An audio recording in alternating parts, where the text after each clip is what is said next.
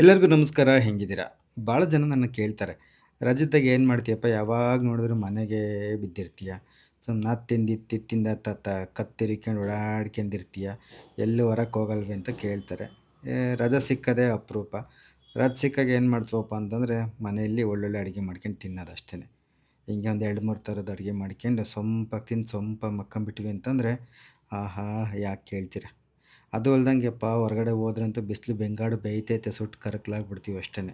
ಹಂಗಾಗಿ ಮನೆಗೆ ಒಂಚೂರು ಅಚ್ಚುಕಟ್ಟಾಗಿ ಒಂಚೂರು ಚೆನ್ನಾಗಿರೋ ಅಡುಗೆ ಊಟ ಮಾಡ್ಕೊಂಡು ವಿಶ್ರಾಂತಿ ತಗೊಂಡ್ರೆ ಆಗೇ ಹೋಯ್ತು. ಅಲ್ವಾ? ಇವತ್ತು ನಾನು ತೊಂಡೆಕಾಯಿ ಪಲ್ಯವನ್ನು ಹೆಂಗೆ ಮಾಡೋದು ಅಂತೇಳಿ ತೋರಿಸ್ಕೊಡ್ತೀನಿ. ಬರ್ರಿ ಇದನ್ನು ಹೆಂಗೆ ಮಾಡೋದು ಅಂತೇಳಿ ನೋಡೋಣಂತೆ. ಈ ಪಲ್ಯಕ್ಕೆ ನಾನಿವತ್ತು ಅರ್ಧ ಕೆ ಜಿಯಷ್ಟು ತೊಂಡೆಕಾಯನ್ನು ತೊಗೊಂಡಿದ್ದೀನಿ. ತೊಳೆದ್ಬಿಟ್ಟು ತೊಗೊಂಡಿರೋದು ಇದು. ಇವಾಗ ಇದನ್ನು ನಾನು ಯಾವೊಂದು ಆಕಾರಕ್ಕೆ ತೋರಿಸ್ತೀನಿ ಅದೇ ಆಕಾರಕ್ಕೆ ನೀವು ಕತ್ತರಿಸ್ಕೊಂಡ್ರಿ ಅಂತಂದರೆ ಅಂದರೆ ಹೆಚ್ಕೊಂಡ್ರಿ ಅಂತಂದರೆ ಪಲ್ಯ ನೋಡೋಕ್ಕೂ ಚೆನ್ನಾಗಿರುತ್ತೆ, ತಿನ್ನೋಕ್ಕೂ ಚೆನ್ನಾಗಿರುತ್ತೆ. ಹಂಗೆ ಮಾಡಿದ್ದಕ್ಕೂ ಏನೋ ಒಂಥರ ಖುಷಿ ಅಂತ ಅನಿಸುತ್ತೆ. ನೋಡಿರಿ ಹಿಂಗೆ ಒಂದು ಮುಕ್ಕಾಲು ಭಾಗ ಹೆಚ್ಚಿಕೋಬೇಕು ಅಡ್ಡ. ಆಮೇಲಿಂದ ಅದನ್ನ ಉಲ್ಟಾ ಮಾಡಿ ಮತ್ತೊಂದು ಮುಕ್ಕಾಲು ಭಾಗಕ್ಕೆ ಹಿಂಗೆ ಹೆಚ್ಚಬೇಕು. ನೋಡಿರಿ ಈ ಕಡೆಯಿಂದ ಒಂದು ಸೀಳುತ್ತೆ, ಈ ಕಡೆಯಿಂದ ಒಂದು ಸೀಳುತ್ತೆ. ಆವಾಗ ಮಸಾಲೆನೂ ಒಳಗಿಳಿಯುತ್ತೆ, ಉಪ್ಪು ಖಾರನೂ ಚೆನ್ನಾಗಿ ಹಿಡಿಯುತ್ತೆ. ಒಂಥರ ಏನೋ ಚಂದ ಪಲ್ಯದಾಗೆ ಒಂದು ತೊಂಡೆಕಾಯಿ ನೋಡೋದಕ್ಕೆ ಏನೋ ಒಂಥರ ಖುಷಿ ಅಂತ ಅನಿಸುತ್ತೆ. ಈಗ ನಾವು ಎಣ್ಗಾಯಿ ಮಾಡ್ತೀವಲ್ಲ ಹೆಚ್ಚು ಕಡಿಮೆ ಹಂಗೆ ಅಂತ ಅಂದ್ಕೊಂಬಿಡ್ರಿ. ನಿಮ್ಗೆ ಇಲ್ಲಪ್ಪ ಹಿಂಗೆ ಹೆಚ್ಕೊಂತ ಕುಂತ್ರೆ ನಮಗೆ ಹಂಗೆ ಒತ್ತು ಮಾಡೋಗುತ್ತೆ, ನಮಗೆ ಸಜ್ಜಾಗಲ್ಲ ಅನ್ನೋರು ಬೇಕಾದ್ರೆ ಹಿಂಗೆ 4 ಹೋಳಿಗೆ ಸೀಳ್ಕೊಬೋದು, ಏನೂ ತೊಂದರೆ ಇಲ್ಲ. ನಿಮ್ಮ ನೋಡೋಕೆ ಹಿಂಗೆ ನಾನು ನಿಮಗೆ ನಿಮ್ಮ ಚುರುಕು ಗೊತ್ತಾಗಲಿ ಅಂತ ನಿಧಾನಕ್ಕೆ ತೋರಿಸ್ತೀನಿ ಅಷ್ಟೇ, ಅದೇನು ಭಾಳ ಹೊತ್ತು ಹಿಡಿಯಲ್ಲ. ಆಗ ಈಗ ಅಷ್ಟೊತ್ತಿಗೆ ಹಾಗೇ ಹೋಗ್ಬಿಡುತ್ತೆ. ನೋಡಿರಿ ಹಿಂಗೆ ಎಲ್ಲ ತೊಂಡೆಕಾಯಿನೂ ಈ ಥರ ಹೆಚ್ಚಿಟ್ಕೊಂಡಿದ್ದೀನಿ. ಇವಾಗ ಒಂದು ಒಲೆ ಮೇಲೆ ಬಾಣಲೆಯನ್ನು ಇಟ್ಬಿಟ್ಟು ಒಲೆ ಹಚ್ಬಿಟ್ಟು ನಾನೇನು ಮಸಾಲೆ ತೋರಿಸ್ತೀನಿ ಅದನ್ನು ನೀವು ಹುರ್ಕೋಬೇಕಾಗತ್ತೆ. ಇಂಥ ಚಮಚದಲ್ಲಿ 3 ಚಮಚದಷ್ಟು ಶೇಂಗಾ ಬೀಜ ತೊಗೊಂಡಿದ್ದೀನಿ. ನೋಡಿರಿ 3 ಚಮಚ ಶೇಂಗಾ ಬೀಜ ತೊಗೊಂಡ್ಬಿಟ್ಟು ಸಣ್ಣ ಊರಿನಲ್ಲೇ ಚೆನ್ನಾಗಿ ಹುರಿಬೇಕಾಗುತ್ತೆ. ಶೇಂಗಾ ಬೀಜ ಒಂದು 90 ಭಾಗ ಹುರಿದಿರಬೇಕು. ಆವಾಗ ಇದಕ್ಕೆ ಏನು ಸೇರಿಸ್ಬೇಕು ಅಂತೇಳಿ ಹೇಳ್ತೀನಿ. ನಾನಿಲ್ಲಿ ಸ್ವಲ್ಪ ಕೊಬ್ಬರಿ ತೊಗೊಂಡಿದ್ದೀನಿ, ಒಣ ಕೊಬ್ಬರಿ. ಹೀಗೆ ದೊಡ್ಡ ದೊಡ್ಡದಾಗಿ ಹೆಚ್ಕೊಂಡಿದ್ದೀನಿ. ನೀವು ಬೇಕಂತಂದರೆ ಸಣ್ಣ ಸಣ್ಣದಾಗೂ ಕೂಡ ಹೆಚ್ಕೋಬೋದು, ಏನೂ ತೊಂದರೆ ಇಲ್ಲ. ಇವಾಗ ಇದಕ್ಕೆ ಕೊಬ್ಬರಿ ಹಾಕಿದಾದಮೇಲೆ 1 ಏಲಕ್ಕಿ, 1 ಲವಂಗ, ಚೂರೇ ಚೂರು ಚಕ್ಕೆ. ನೋಡಿ ಒಂದು ಸೂಜಿ ಮನೆಯಷ್ಟು ಚಕ್ಕೆ ಅಷ್ಟೇ, ಭಾಳ ಹಾಕಕ್ಕೆ ಹೋಗ್ಬೇಡ್ರಿ. ಮಸಾಲೆ ಗತ್ತಾದರೆ ಅಷ್ಟು ರುಚಿಸಲ್ಲ ಇದು. ಒಂಥರ ಅದೇ ಒಂಥರ ಗತ್ತೊಡಿಯುತ್ತೆ ಮಸಾಲೆದು. ಹಾಗಾಗಿ ಅರ್ಧ ಕೆ ಜಿ ತೊಂಡೆಕಾಯಿಗೆ ಇಷ್ಟೇ ಮಸಾಲೆ ಸಾಕಾಗುತ್ತೆ. ಈಗ ಅದಕ್ಕೆ ಸ್ಟವ್ ಆಫ್ ಮಾಡ್ಕೊಂಡ್ಬಿಟ್ಟು ಅರ್ಧ ಚಮಚದಷ್ಟು ಜೀರಿಗೆ ತಗೋತಾ ಇದ್ದೀನಿ. ಹಾಗೆ ಅದೇ ಚಮಚದಲ್ಲಿ 1 ಚಮಚದಷ್ಟು ಕೊತ್ತಂಬರಿ ಕಾಳು. ಇವಾಗ ಅದೇ ಚಮಚದಲ್ಲಿ 1 ಚಮಚ ಬಿಳಿ ಎಳ್ಳು.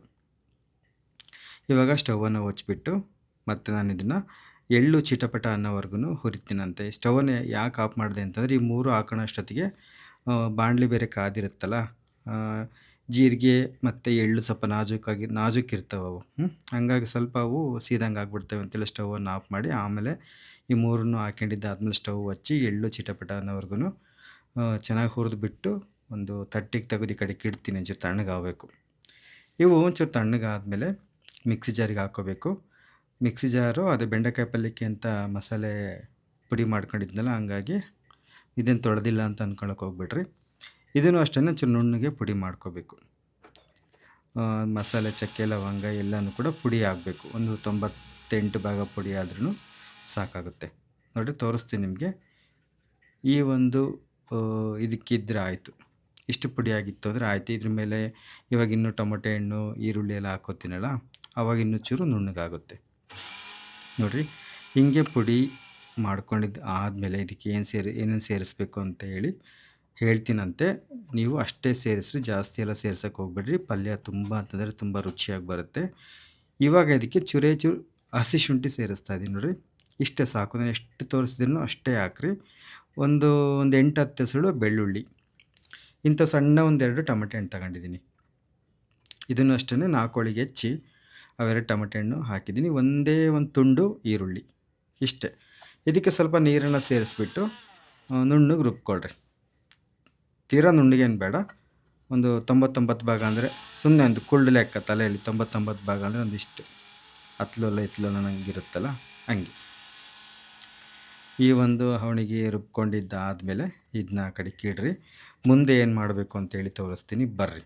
ಇದನ್ನು ಕುಕ್ಕರಲ್ಲಿ ಮಾಡೋದು ನಾವು, ಗಾಢ ಆಗುತ್ತೆ ಅಂಥೇಳಿ, ರುಚಿನೂ ಚೆನ್ನಾಗಿರುತ್ತೆ. ಈಗ ಒಲೆ ಮೇಲೆ ಒಂದು ಕುಕ್ಕರನ್ನು ಇಟ್ಬಿಟ್ಟು ಎಣ್ಣೆ ನಿಮ್ಗೆ ಎಷ್ಟು ಬೇಕೋ ಅಷ್ಟು ಎಣ್ಣೆಯನ್ನು ಹಾಕ್ಕೊಳ್ರಿ. ಸ್ವಲ್ಪ ಎಣ್ಣೆ ಜಾಸ್ತಿ ಇದ್ದರೆ ಪಲ್ಯ ರುಚಿಸ್ತವೆ. ನಾವು ಎಣ್ಣೆ ಕಡಿಮೆ ತಿಂತೀವಿ ಅಂದರೆ ಎಣ್ಣೆನ ಕಡಿಮೆ ಹಾಕ್ಕೋಬೋದು. ಎಣ್ಣೆ ಕಾದ್ಮೇಲೆ ಸಾಸಿವೆ ಕಾಳು ಹಾಕ್ರಿ.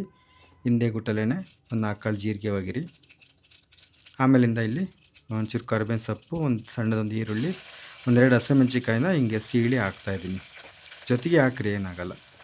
ಒಂಚೂರು ಈರುಳ್ಳಿ ಮೆತ್ತಗಾದ್ಮೇಲೆ ಇಲ್ಲೇನು ರುಬ್ಬಿಟ್ಕೊಂಡಿದ್ದೀವಲ್ಲ ಮಸಾಲೆನ, ಆ ಮಸಾಲೆನ ಇದಕ್ಕೆ ಹಾಕಿಬಿಟ್ಟು ಚೆನ್ನಾಗಿ ಅದೊಂಚೂರು ಎಣ್ಣೆ ಬಿಡೋವರೆಗೂ ಸಣ್ಣೂರಿನಲ್ಲೇ ಗೂರಾಡ್ಕೊಂತ ಅದನ್ನು ಬೇಯಿಸ್ಬೇಕಾಗತ್ತೆ. ಅದೇ ಒಗ್ಗರಣೆಯಲ್ಲಿ ಸ್ವಲ್ಪ ಎಣ್ಣೆ ಬಿಡುತ್ತೆ ಅದು.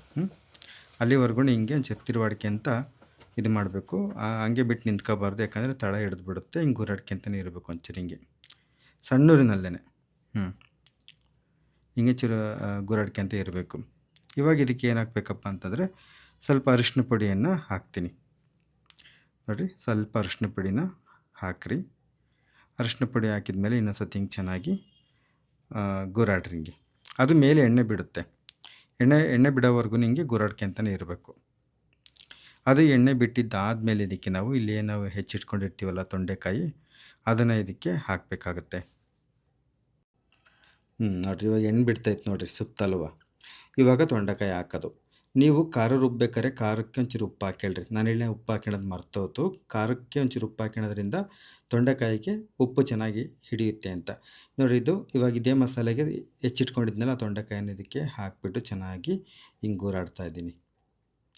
ಇವಾಗ ಇದಕ್ಕೆ ಉಪ್ಪನ್ನು ಹಾಕ್ತಾಯಿದ್ದೀನಿ.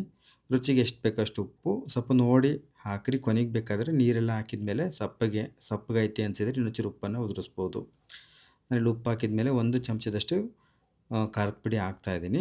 ನಿಮ್ಗೆ ಖಾರ ಬೇಕು ಅನ್ನೋರು ಬೇಕಾದ್ರೆ 2 ಚಮಚ ಹಾಕೋಬಹುದು, ಏನೂ ತೊಂದರೆ ಇಲ್ಲ. ಹಿಂಗೆ ನೋಡಿರಿ, ಚೆನ್ನಾಗಿ ಖಾರದ ಪುಡಿ ಹಾಕಿದ್ಮೇಲೆ ಗಟ್ಟಿಗಂತ ಅನ್ನಿಸ್ತೈತಾ. ಇವಾಗ ಇದು ಒಂದು 3 ನಿಮಿಷ ಹಂಗೆ ಕುದಿಬೇಕು ಸಣ್ಣೂರಿನಲ್ಲೇ. ಅದಕ್ಕೇನು ಮಾಡ್ತೀನಿ, ಟೀ ಕುಡಿಯೋ ಲೋಟದಲ್ಲಿ 1 ಲೋಟದಷ್ಟು ನೀರನ್ನು ಹಾಕ್ತಾಯಿದ್ದೀನಿ.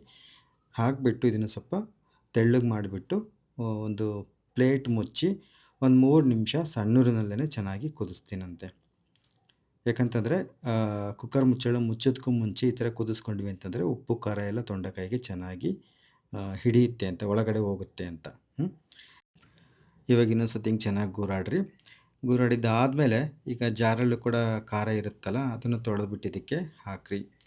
ಇವಾಗ ಇದಕ್ಕೆ ಸ್ವಲ್ಪ ಹುಣಸೆ ಹುಳಿನೂ ಕೂಡ ಹಾಕಬೇಕು. ಟೊಮೆಟೊ ಹಣ್ಣಲ್ಲಿ ಅಷ್ಟೊಂದು ಹುಳಿ ಅಂಶ ಇರೋದಿಲ್ಲ, ಹಾಗಾಗಿ ಸ್ವಲ್ಪ ಹುಣಸೆ ಹುಳಿ ಹಿಂಡ್ತಾ ಇದ್ದೀನಿ. ಟೊಮೆಟೊ ಹಣ್ಣಿಂದು ಹುಳಿ ಮತ್ತು ಹುಣಸೆ ಹಣ್ಣಿಂದು ಹುಳಿ ಇವೆರಡೂ ಬಿದ್ದರೆ ತುಂಬ ಚೆನ್ನಾಗಿರುತ್ತೆ ಪಲ್ಯಗಳು. ಸ್ವಲ್ಪ ನೋಡಿ ಹಾಕಿರಿ ಹುಳಿನ, ಯಾಕಂದರೆ ತೊಂಡೆಕಾಯಿನಲ್ಲೂ ಕೂಡ ಸ್ವಲ್ಪ ಹುಳಿ ಅಂಶ ಇರುತ್ತೆ. ಹಂಗಾಗಿ ಈ 3 ಹುಳಿಗಳು ಸರಿದೂಗಿಸಿ ನೀವು ಪಲ್ಯದ ರುಚಿಯನ್ನು ಹೆಚ್ಚಿಸಬೇಕಾಗತ್ತೆ. ಉಪ್ಪೇನಾದರೂ ಕಡಿಮೆ ಆಗಿತ್ತು ಅನ್ನೋದಾದರೆ ಇನ್ನೊಂಚೂರು ಉಪ್ಪನ್ನು ಉದುರಿಸ್ರಿ. ನೋಡಿ, ಕುಕ್ಕರ್ ಮುಚ್ಚೋದಕ್ಕೂ ಮುಂಚೆ ಇಷ್ಟು ತೆಳ್ಳಗಿರಬೇಕು ಪಲ್ಯ, ಯಾಕಂದರೆ ಕುಕ್ಕರು ಕೂಗಿದ್ದಾದಮೇಲೆ ತಣ್ಣಗಾದ್ಮೇಲೆ ಈ ಪಲ್ಯ ಇನ್ನೂ ಗಟ್ಟಿಗಾಗುತ್ತೆ. ತೊಂಡೆಕಾಯಿ ಚೆನ್ನಾಗಿ ಬೇಯೋದಕ್ಕೆ ಇಷ್ಟು ನೀರು ಬೇಕಾಗುತ್ತೆ. ನಾನು ಏನು ತೋರಿಸ್ತೀನಿ, ಇಷ್ಟು ನೀರನ್ನು ಹಾಕಿಬಿಟ್ಟು ಜಾಸ್ತಿ ಉರಿ ಇಟ್ಟು, ನೋಡಿರಿ, ಜಾಸ್ತಿ ಅಂದರೆ ತಳ ಬಿಟ್ಟು ಹೊರಗೆ ಬರೋಂಗಲ್ಲ, ತಳಕ್ಕೆ ಸಮನಾಗಿ ಬೀಳೋಷ್ಟು ಉರಿ ಇಟ್ಬಿಟ್ಟು 2 ಕೂಗನ್ನು ಕೂಗಿಸ್ಬೇಕು ನೀವು.